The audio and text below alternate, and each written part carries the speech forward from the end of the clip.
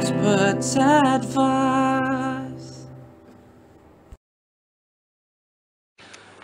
Hello friends, this is Aniruddha and welcome to our Experts Advice channel. Today we have Mr. Siddhartha Biswas. I'm Siddharth. I manage the South Asia region for Dun&Bradstreet, which is a US multinational. Saying that we are into the business for 178 years. Okay. So nowadays you can hardly count companies in your fingers that which is more than 100 years Exactly. Into the business. So we own the world's largest database on commercial entities. Okay. Saying that we have offices in over 220 cities in the world, and we have a database of 330 million. Well, I have been in this organization for last 4 years, a little over last 4 years. Okay. But Bangladesh is very close to my heart because I'm a Bengali from Kolkata, so we speak the same language. Right. And most important to that is my forefathers, they are from this part of the world. We are from Sylhet. Okay. So they moved to India in 1950. So I'm originally from Sylhet. My Okay. forefathers. Great. Great to All know right. that. So yeah, that's about. Well, I did my BBA in finance, Okay. specializing in finance, from an institute called Manipal Academy of Higher Education, which is a very well-respected, very well-reputed and respected institute in India. Okay. It is in Karnataka. Karnataka, yes. Yeah, so I did my BBA in finance from there, and then I was very clear that I always wanted to get into business. Okay. The business side of it, Okay. managing a business. Right. So I wanted to pursue my MBA. So after my BBA in finance, I have worked with two of the renowned global giants called GE, General Electric, Yes. Yes. and I've worked with Citigroup, Okay. okay, which is called CTNA in Bangladesh. yes. Yeah. And after that, I have pursued my MBA in marketing. So at the end of my MBA, can say that I have a dual qualification, which is MBA in marketing and BBM in finance. Oh. So I have had the experience of both the specializations. Okay. But I really feel that the MBA was not very different from the BBA. Exactly. The curriculum and everything is almost similar to an MBA. Right. But yeah, I think it is also needed that you need to have a Degree. MBA. Yeah. MBA. So yeah, I did that. Right. Again from a reasonably good B school in India. Okay. And I'm sure you have managed to relate the MBA courses with your jobs. Yeah, Right. definitely. But again, as I said, that it is up to a certain extent. Right. Okay. But after that, it's all your personal judgment. Exactly. So how you manage it. That's Right. very important.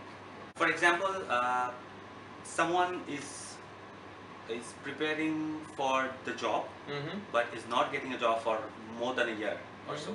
So how can he or she prepare for themselves? That's a very, very good question, Aniruddha, and we see a lot of these kind of students these days. So the way I look at it is, when I meet a candidate, and if I see him or her that okay, they have graduated, let's say last year, Okay. but they do not have any job. It is a fair point. It's okay. Right. Okay, but I would like to see that how they're utilizing the time. A lot of them say that sir, I have been, I have learned 3 languages in the last 1 year. Okay. After my MBA. I think that's something which really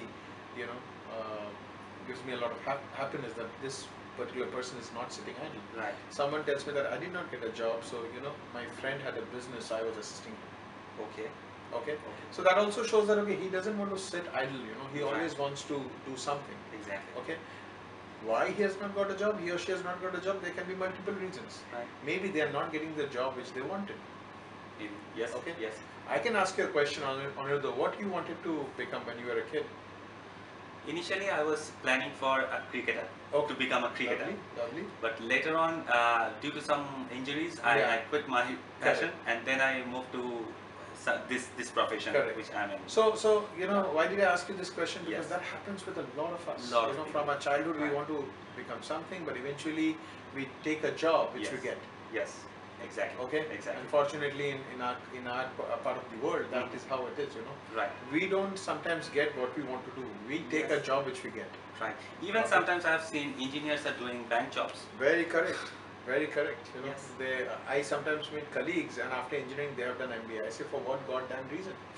Okay. Exactly. But you yeah, are not utilizing your expertise. that's correct. Yes. Okay.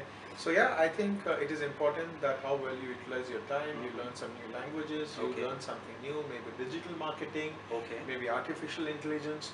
But keep on doing something. Is the message that Don't I sit want to idle. give to, yeah, is the message which I want to give to the young kids, because there are a lot of short courses and all. Okay, which will definitely add a lot of value. Okay. Okay, and be prepared accordingly. Right. So there are many people who are still not getting job after their MBA or after their graduation. So what would be your advice for the MBA graduates? Again, a good question. I think you know, MBA is you know, it's a base, right? Okay. Okay, it's a launch pad. Right. You know, for you to kickstart your career. What is most important is while you are pursuing your MBA, it is very, very critical to stay updated on what's happening in the globally. Okay. Nationally or regionally as well as globally. Okay. So what I mean to say is you need to be very, very updated. You need to read the business newspapers. Right. Okay. You need to know whatever is happening, how it is going to impact the country. You know, if you are doing MBA, I'm assuming that you would like to, you know, join a business world. Right. Right. Definitely. So it is very important to know that, okay, you know, what is, you know, how a particular event is going to impact your country or the world. Okay. Okay. So staying up to date is very, very critical. Unfortunately, I don't see a lot of young kids doing that. Right. Okay. So if you really ask them that, okay, what are your hobbies? They kind of you know, talk about something else, but they don't talk about, you know, they don't have much depth on what is happening around them. Okay. So if you really want to do well in life, I think you need to start preparing. The base has to be very strong. Exactly. Yeah, so that's my message. So read a lot of business newspapers, business magazines. Initially, you may not like it. Okay. Right, because it's very dry. Right. Right. Right. But it's a habit. You need to make an habit. You need to make a habit, right. and eventually you will like it, and that's going to, you know, that is how you're going to differentiate yourself with others. Yes, definitely. Another question to you is, which most people ask, that does CGPA matters in terms of getting a job? Great. So CGPA matters to some extent. Okay. I would say that if you really want to apply in few companies globally, the top or the Fortune 500 companies, they would say that, okay, we are looking at candidates who is having a CGPA of, let's say, you know, 4.5 out of 5. Okay. Okay. Okay. In Bangladesh, it is 4. It is 4. Okay. So so you know, so 4 is the highest. Yes. Yeah. So maybe they'll say that, okay, we would like to have candidates who have scored 3.5 and above. Okay. So then the students which are below 3.5, they don't get a chance to apply to those organizations. Okay? Right. But if you really, once you join the organization, then it's a level playing field. Yes. Okay. Yes. Then, you know, I don't even remember on it that the courses or what I did in my MBA, how much of that I'm actually applying in your job. It is not that much. Okay. Some technical things, yes. You know, something related to finance you got to apply. Okay. But when you manage a business, it's all very, very situational. Okay. So that's the reason nowadays you would see all these MBA schools, they are moving towards a case study approach. Exactly. Exactly. Yeah. Yes. And I think that's the right way. Okay. How you handle a situation is very, very important. Okay. Okay. So yeah, to my answer to CGPA is, it is important, but only to a certain extent. Right. I don't want to take any names, but you look into the, you know, all the big entrepreneurs globally. How many of them has got high CGPAs? You will have the answer if you see, right? So yeah, I think that is how I'm going to answer. And I would also like to say that, you know, students, if you see that you have not scored a good CGPA, do not worry. You know, there's always something else. I believe that every individual has got one positive strength. Exactly. And you need to identify that. Your positive strength. And you need to build on that. Everyone. Right. Okay, everyone, each one of us have got one positive side to it. Okay. And we need to identify that. That's very positive important, side yes. Okay. And only you can identify. Yes, you know? no one else can identify. Yes, right. Definitely. Yeah. My another question I would like to ask you that, for example, I am a fresh graduate. I am getting some jobs, maybe not that high paid, not that standard paid as well, but but I need a job. I'm from a very good university. I have spent a lot of money in the university. Should I join this low grade jobs? Great. I think that's again a good question. Yes. So the way I would like to answer is, do not run after money. Okay. Okay. Okay. If you're good at work, money will eventually follow you. Right. Right. So I think what is most important is getting into a good company. Okay. Because that's again, it's kind of a launch pad for you. Okay. Yes. That will give you a delta to move to other companies in the future. Right. And that's where the training is also going to be top class. Okay.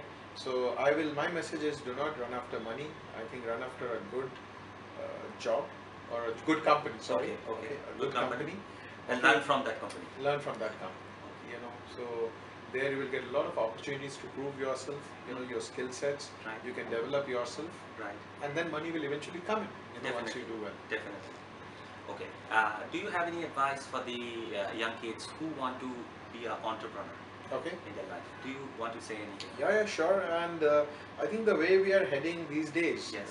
You know, in fact, maybe our generation, yes. the next generation, there's a lot of startup culture these days. Right. Okay. Right. So if you have a fantastic or a brilliant idea, okay, I do not think becoming an entrepreneur is difficult these days. Okay, because you will have a lot of people who are ready to fund you. Okay, to have put in the seed capital. But what they are looking at the end of the day is a top class idea, a great business model. Okay. So if you have that, you don't even need an MBA. Right. Okay, you can just do it right after graduation, or maybe even after class 12th. Yes. Yeah. Yes. So my message to that would be, you know, to the entrepreneurs would be, you know, you need to just think about some good idea and really be again very, very passionate. That, you know, I'm really good at it. So thank you so much. Pleasure, Anirudh. Okay. Giving us this advice. It is my pleasure. Advice. Yes. Yeah, thanks. I hope this will help the youngsters. Yes. And hopefully. Yeah.